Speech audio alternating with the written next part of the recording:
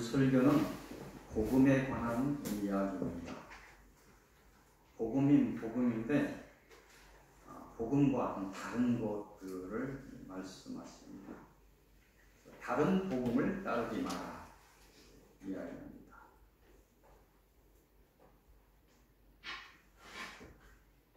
바울이 말한 그런 다른 복음은 예수 그리스도의 복음과는 다른 갈라디아 교회에 바울이 세운 갈라디아 교회의 사람들을 흔들던 그 유대에서 건너 그런 율법주의자들의 가르침을 의미하고 있습니다. 마지막 시대를 사는 우리에게 주시는 메시지로 다른 복음은 구원과 관련하여 미혹하여 오는 거짓된 진리를 의미합니다. 다시 말해서 진리와 같은 모습으로 오나 자세히 들여다보면 그 내용이 다른 것으로 사단이 주는 미혹의 다른 진리를 의미합니다. 오늘 설교의 서두에서 묵상해 보려는 것은 신앙의 현장에서 진리를 알고자 하고 진리를 따르고자 하는 그런 사람들에게 미혹으로 오는 다른 복음이라는 것이 과연 어떤 것인가, 그런 것들을 묵상해 보려 합니다. 또한 다른 복음을 따랐을 때 여러분들의 결과는 어떤 것인지 같이 이렇게 묵상해 보려고 합니다. 먼저 다른 복음은 복음과 어떻게 다른가, 또 어떤 것이 다를 때 다른 복음이라 말하는가, 무엇이 다를 때 다른 복음이라고 하는가. 첫 번째로 다른 복음은 하나님의 인간의 창조와 인간의 죄의 생성과 인간의 타락에 관하여 이로 인한 하나님의 인간 구속의 작정과 예정과 그에 따른 섭리에 대하여 성경에서 벗어나 왜곡하여 전하는 것을 의미합니다. 좀 어려울 수도 있는데 창세기 부분에서 시작한 그런 부분에서 인간의 창조, 인간의 타락, 이로 인한 하나님의 구속의 작정, 예정 이런 거에 대해 성경에 벗어나서 왜곡하여 전하는 것을 의미합니다. 그 예를 들면 제가 한때 창조과학이라는 것에 빠져 있었을 때가 있었어요. 멋있어 보이더라고요. 인간의 의지로 하나님의 어떤 창세기 부분을 막 역사를 막 다 끄집어내는 것 같고 딱 줄줄이 맞춰서 그 창세기 어떤 부분을 막 연대를 다 이렇게 해가지고 보니까 막 멋있어 보이는 것도 있었어요. 이 잘못된 예, 다른 복음의 예로 보면 만물의 창조와 인간의 창조의 시비 등을 사람의 방법으로, 육적인 방법으로 풀려고 시도하는 것, 이게 다른 복음입니다. 아멘. 목사님 이상하게 설교하십니까? 아니요. 성경은 영적인 이야기입니다. 인간의 생각으로 창세기 부분을 건들 수 있는 부분이 아닙니다. 창세기 부분은 믿음으로 접근해야 되는 부분입니다. 또한 인간의 자유의지와 예정에 관하여 기울어지는 그런 사관으로 불가항력이라는 단어를 사용해서 인간의 죄를 말할 수 없다. 자유의지와 예정을 이렇게 잘못 얘기하면 가룟 유다에게 무슨 죄를 말할 수 있느냐? 예정되었는데 아니에요. 자유의지 부분이 있습니다. 자기가 하나님을 선택할 의지가 있어요. 가룟 유다가 아니어도 예수는 팔자가 있었어요. 가룟 유다가 예정된 것은 아니에요. 그 쓰임을 사단으로부터 받은 것뿐이죠. 이런 것들이 다른 복음이라는 것입니다. 이런 것들을 잘못 설명하면 다른 복음입니다. 성경을 들고 설명하는데 이상한 소리를 하면 그건 다른 복음이라는 거예요. 둘째로 다른 복음이 무엇인가를 한번 보면 예수 그리스도를 통한 구원 외에 다른 구원을 말하는 것이 이게 다른 복음입니다. 기독교 안에 파고든 종교 다원주의가 한 예입니다. 그들은 예수 그리스도가 구원의 길이라고 말하는 듯 하는데 다른 구원의 길로 종교 다원주의, 다른 인간이 만든 신이나 어떤 사상을 등먹이는 것, 이게 다른 복음입니다.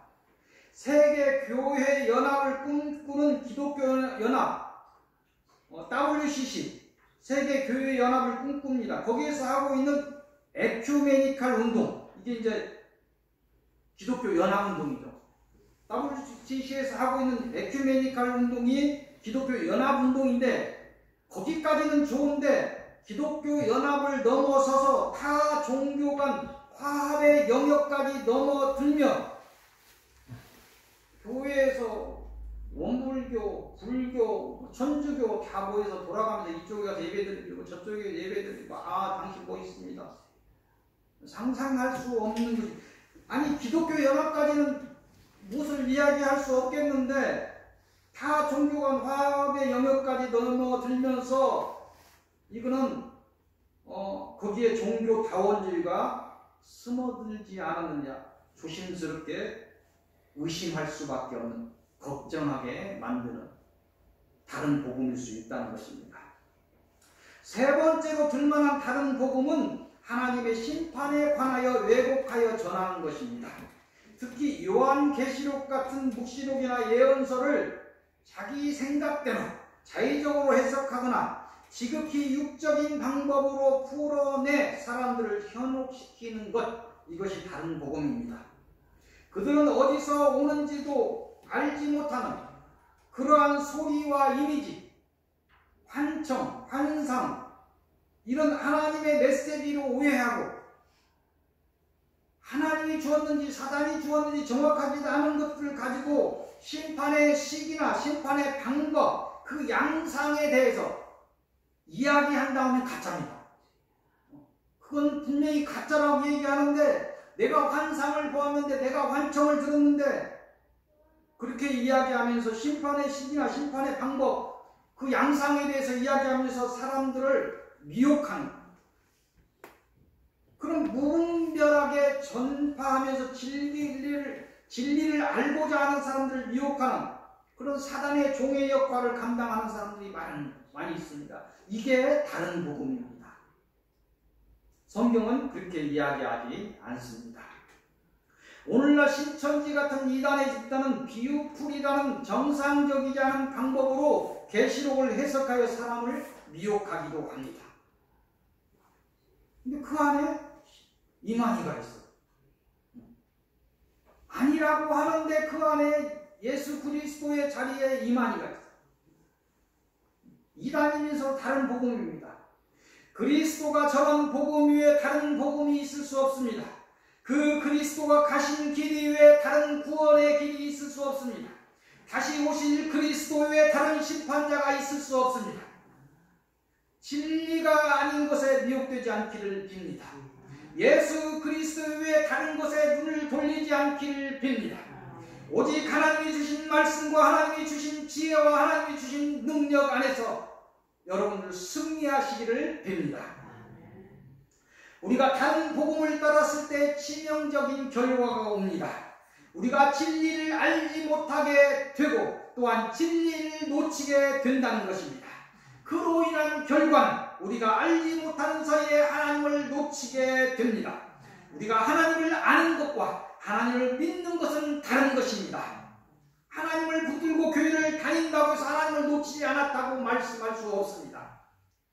진리를 놓치게 되면, 그냥 하나님을 아는 정도에 미치게 되면 하나님을 놓치게 되는 것입니다. 신앙을 놓치게 되면 놓쳤다는 것입니다. 우리가 하나님을 잘못 알게 되면 그 믿음은 헛된 것이 되고 헛된 은혜를 붙들게 됩니다. 하나님을 놓친 결과는 하나님의 심판입니다. 세상은 하나님을 알지 못하거나 놓치는 것을 간과하거나 무시하는 경향이 있으나 하나님의 자녀는 이런 사단의 미혹을 따라서는 안 될 것입니다. 다른 복음을 따르게 하는 것은 사단의 계획에 의한 사단의 미혹입니다. 하나님의 생명이 아닌 자신을 따라 사망에 이르게 하려는 것이 사단의 마지막 몸부림에서 나온 술책입니다. 예수 그리스도가 가르친 믿음 외에 다른 하나님께 가는 길은 없습니다. 그가 가르친 소망 외에 다른 소망은 없습니다. 그가 전한 사랑 외에 이 영적인 싸움에서 이길 무기는 없습니다. 사단이 주는 썩을 세상을 향한 다름질을 멈추시기를 빕니다. 사단이 주는 거짓된 복음에서 벗어나시기를 빕니다. 오직 그가 주는 지혜와 권능과 권세로 사단이 주는 사망에서 벗어나시기를 빕니다. 날마다 이기시기를 빕니다. 오늘 주시는 서론의 말씀은 에스겔서로 갑니다. 이사야서에서 에스겔서로 넘어갑니다. 에스겔서 1장 1절에서 28절까지입니다. 이곳을 통해서 주신 말씀은 하나님을 보라. 하나님을 보라.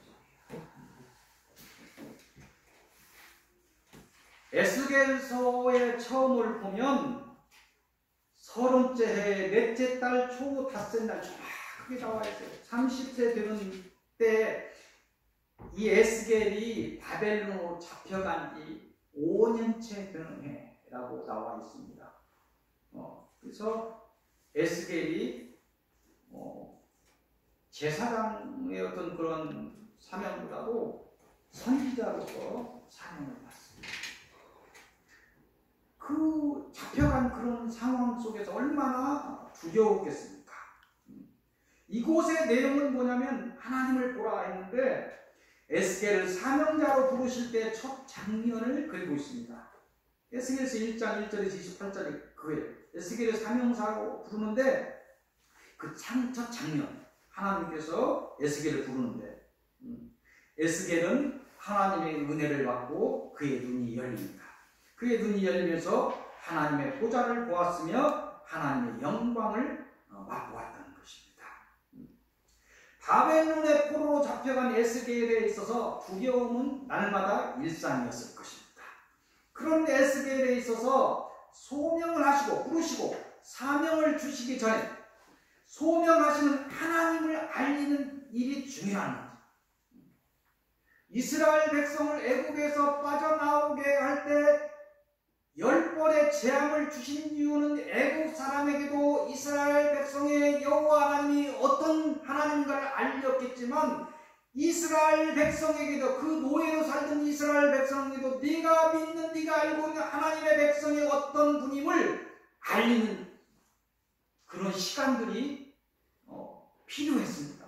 지금 여기서도 그렇다는 것입니다. 에스겔에게 웅장한 하나님의 보좌를 보여주고 웅장한 하나님의 보좌를 보여주고 그 보좌를 지키는 그룹들의 위용을 보여주고 두려워하지 마라. 내가 이런 하나님이 너의 하나님이고 내가 너를 불렀노라. 이런 것입니다. 에스겔은 빛으로 드러나는 하나님과 그 보좌를 보았으며 먼저 그 보좌를 지키는 그룹들의 위용 앞에서 놀라고 있는 것입니다. 에스겔이 이 환상을 보고 고난에 대하여 담대함을 얻었듯이 오늘 이 사례를 주시는 하나님의 뜻 또한 다르지 않을 것입니다. 고난의 날을 건너는 서익교회 성도를 향해서 오직 하나님을 바라보라고 하십니다. 그 하나님만이 유일한 신이시며 전지전능한 창조주 하나님이시라 그렇게 말씀하고 있습니다. 어려운 날에 더욱 하나님을 바라보시고 하나님의 더 큰 은혜 속으로 들어가시는 복된 서익교회 여러분들이 되시기를 빕니다. 오늘 주시는 본론의 말씀은 에스겔서 3장으로 가도록 하겠습니다. 1장에 있는 내용들을 보좌의 그룹의 어떤 영상을 가지고 논하고 필요 없는 일입니다. 하나님이 주시는 힘만 받아들이면 됩니다. 에스겔서 3장 1절에서 11절까지 본론의 말씀입니다. 이곳을 통해서 주시는 말씀은 하나님의 지혜를 받아라. 하나님의 지혜를 받아야 오늘 새벽에서도 얘기했는데 여러분들이 초등학문에서 벗어날 수 있어요. 초등학문 같은 그 신앙에서 벗어날 수 있는 길은 하나님의 지혜를 받아야 합니다. 이곳의 내용은 에스겔을 부르시고 사명을 주시려는 하나님께서 그 사명을 감당하기 위해 하나님의 지혜로 상징되는 하늘의 두루마리를 먹여주시는 것을 내용으로 그런 환상을 하나님의 지혜의 그 두루마리, 지식의 두루마리를 먹어라. 먹는 환상. 하나님께서는 자신의 자녀로 택하여 부르신 후에 하나님의 생명을 주시고 그 생명을 지켜주시기에 전신갑주로 보호하십니다. 또한 사명자로 부르셨다면 그에게 기도와 훈련을 통해 지혜를 주시며 사단의 영을 이길 수 있는 권세를 주십니다. 또한 그 사명을 감당하며 생명을 살릴 수 있도록 여러 권능과 각종 은사를 주십니다.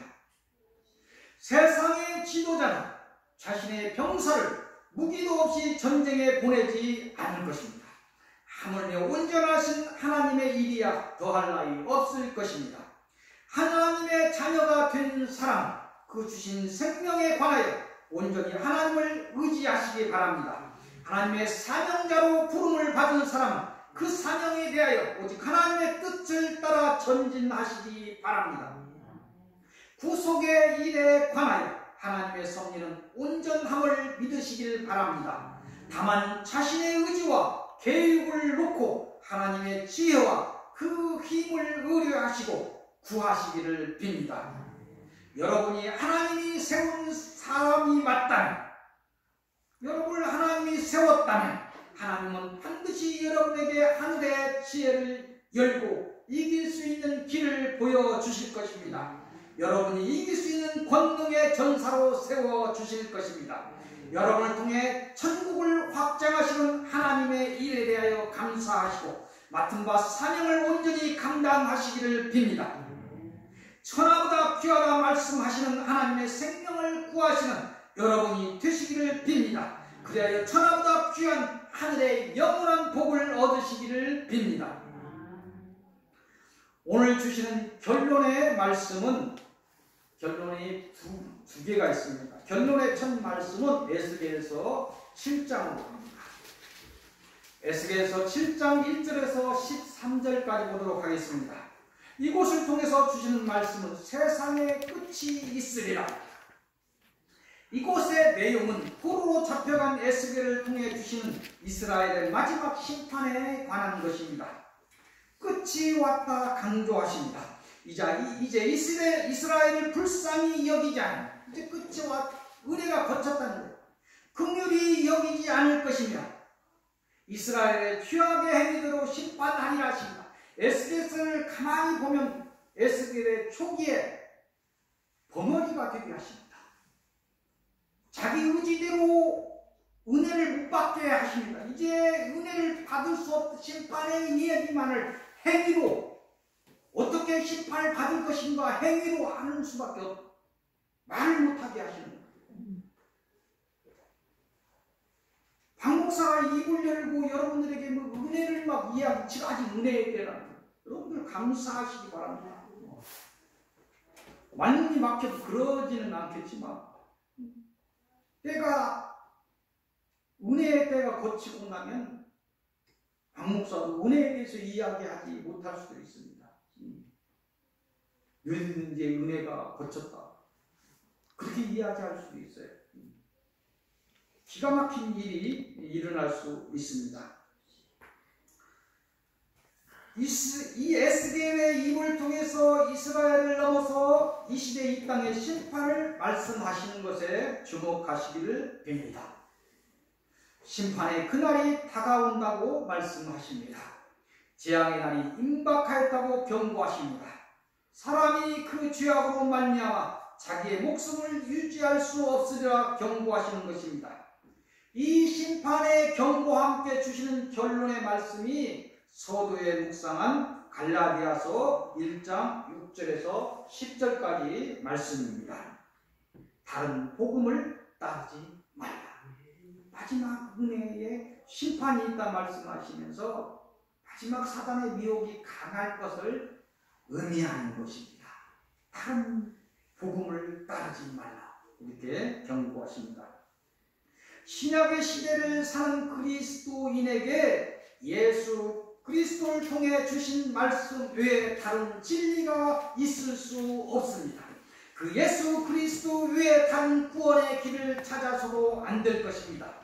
사단은 처음부터 거짓을 말하고 거짓을 전하여 사람들을 무너지게 하였으며 사람들을 하나님을 놓치고 사단의 종으로 전락하게 하였습니다.